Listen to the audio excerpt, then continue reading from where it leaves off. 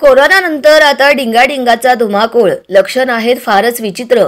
कोरोनानंतर आता नवा आजार आला आहे. या आजारात रुग्ण नाचताना दिसतात. वाचून आश्चर्य वाटेल, पण हे सत्य आहे. हा आजार भारतात नसून आफ्रिकेत आहे. आफ्रिकेतील काही भागात डिंगाडिंगा रोगाची प्रकरणे समोर येत आहेत. यामुळे पुन्हा एकदा चिंतेचं वातावरण निर्माण झालं आहे. शरीरात जास्त थरथरल्यामुळे या आजाराचा रुग्ण खूप थरथरत राहतो, ज्यामुळे सीडीसीने या आजाराला डिंगाडिंगा म्हणजेच डान्सिंग डिसीज असे नाव दिले आहे. आफ्रिकेचे आरोग्य अधिकारी डॉक्टर किता क्रिस्तोफर यांनी सांगितले की सध्या या आजारावर अँटीबायोटिक्सद्वारे उपचार केले जात आहेत आणि अद्याप कोणत्याही मृत्यूची नोंद झालेली नाही.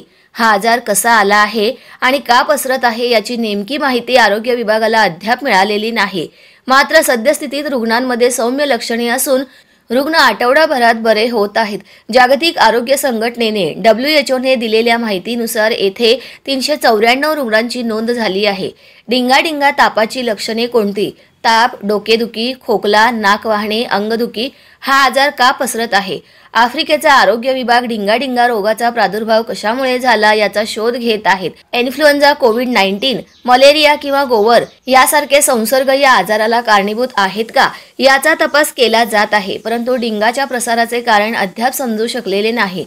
ज्या भागात हा आजार पसरत आहे तेथील लोकांना सतर्क राहण्यास सांगण्यात आले आहे. हा रोग संसर्गजन्य मानला जातो आणि तो एका व्यक्तीकडून दुसऱ्या व्यक्तीकडे संक्रमित होण्याची भीती आहे.